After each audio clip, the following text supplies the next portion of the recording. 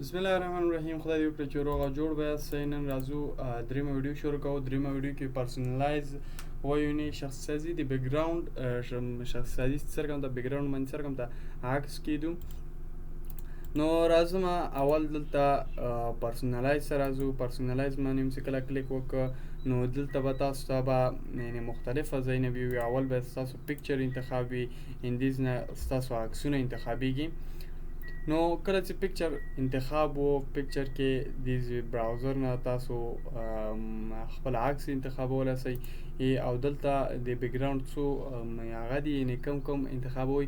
پکچر د اول، بیا سلاید کالر ده یعنې څرګند رنګ ولري، او بیا سلاید شو ده یعنې څرګند فولډر نه کوم عکسونه انتخاب شي. زه ورته وایم پکچر نه چې کله انتخاب سو دلته چوز فټ انتخابئ.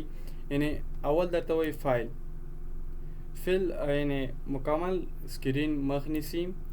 فټ چې دا څنګونه که په وړکي موبایل اخیستل شوي وي نو څنګونو ته یې تور یعنې تور هغه راولي، یعنې کوم عکس چې وړکی وي څنګونو ته یې تور رنګ راولي.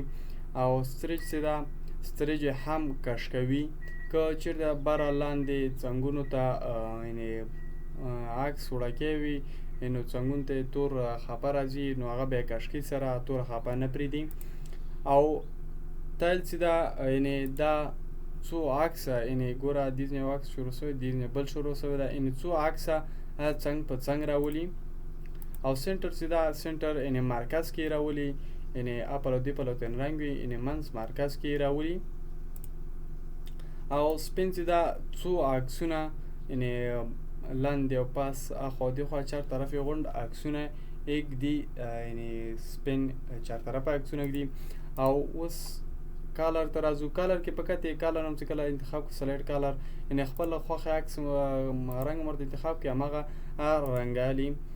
سلایډ شو ته راځو. دې کې اندیز نه یعنې فولډر انتخابي، چې کوم فولډر کې ستاسو عکسونه وي هغه رنګ فولډر انتخابیږي. یعنې څو دقیقو کې عکس هم تبدیله سي، یعنې زه ورته وایم 1 منټ کې عکس تبدیله سي. او دلته راځو سپین دا هماغه بیا هم هماغه ځای ده. نو اوس راځو له دیز نه څرګند ته یعنې عکس انتخاب کړو، له فولډر نه څرګند ته عکس انتخاب کړو. دلته راځم نو زه یو عکس پیدا کوم. مثلا زه دا عکس غواړم، دا عکس د بیکګراوند په مخ باندې راسي. په همدې باندې کلیک کوو او ښي طرف کلیک به کوو.